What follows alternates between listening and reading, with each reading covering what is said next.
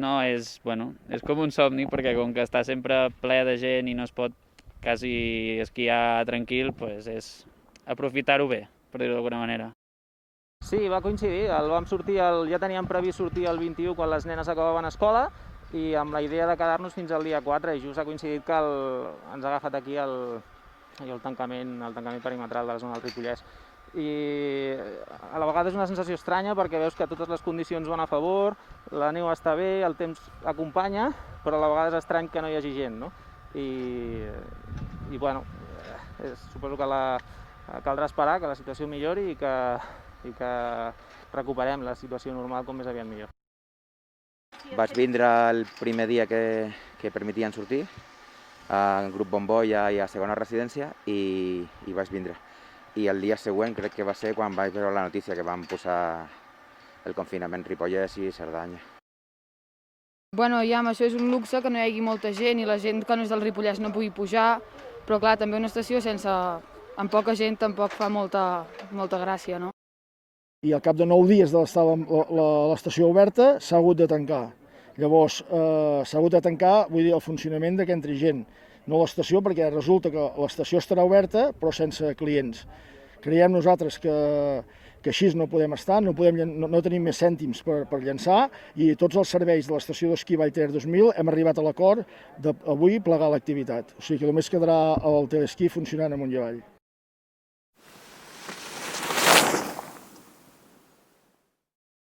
Totes les estacions catalanes vam fer una aposta per evitar aquesta mobilitat i tot i que podíem obrir, vam decidir no obrir per no afavorir aquests possibles rebrots i amb la qual cosa ens vam sacrificar 2 dies que eren importants per l'estació per minimitzar aquest possible risc de contagi i ara estem pagant les conseqüències. Ara mateix els índexs són els que són, tenim un confinament perimetral de tota la Cerdanya, ningú pot entrar i això evidentment a nivell de Cerdanya, no només a l'estació d'esquí sinó a tots els pobles, tant de la Cerdanya com del Ripollès, estem patint les conseqüències i que són conseqüències econòmiques molt dures. Aquests dies, evidentment, les perspectives són dolentes i no sabem exactament qui podrà venir, qui vindrà i els números que tindrem. Però està clar que anirem veient dia a dia què va passant i en funció d'això haurem d'adaptar-nos. No podem fer altra cosa que adaptar-nos.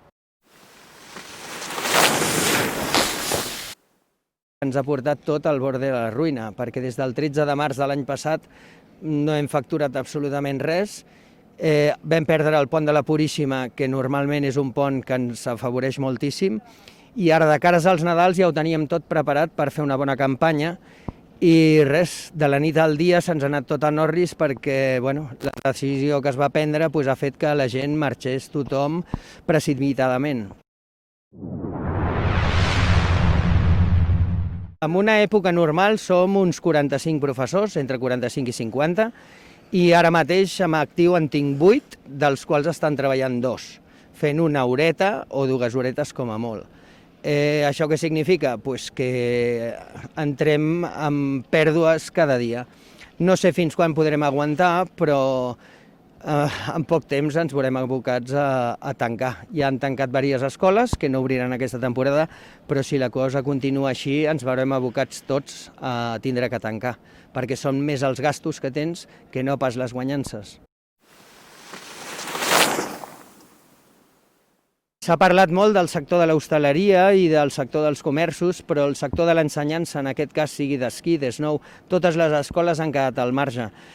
Nosaltres, francament, estem patint una crisi que jo no l'havia vist mai.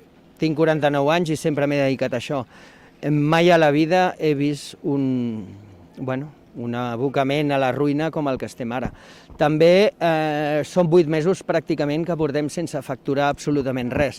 Prendre una decisió tan precipitada ha sigut, francament, crec jo, un error, perquè no han comptat amb cap dels sectors involucrats, ni botigues, ni lloguers, ni escoles. Tots els sectors aquí estem tots molt malament.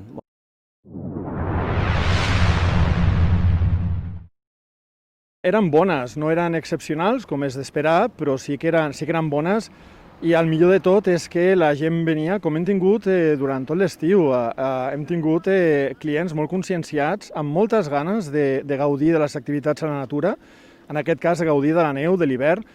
Els hem ajudat, crec jo, també amb la nostra feina, a ajudar-los a distreure's d'aquesta situació greu, i crec que és un factor també important.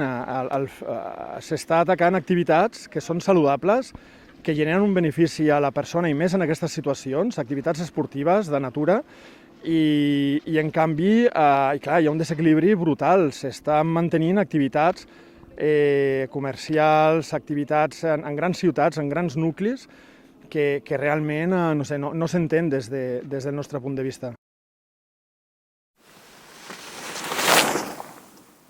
Parlar de que es donaran ajudes tenint en compte 2 setmanes de tancament, quan en aquestes 2 setmanes la facturació en aquestes comarques de muntanya equival a més de 3 mesos de facturació, clar, és que no t'ho pots creure. Penses que o bé no hi ha capacitat de gestió per part dels nostres governants, o bé no diuen la informació clarament, és a dir, ens estan enganyant, perquè no pot ser, és tan clar com això. 2 setmanes de tancament equival a més de 3-4 mesos de facturació. No pot ser que facin aquest compte de la lletera de tanquem 2 setmanes, doncs ajudem l'equivalent com si fos una economia normal, i l'economia de les comarques de muntanya està molt, molt estacionalitzada.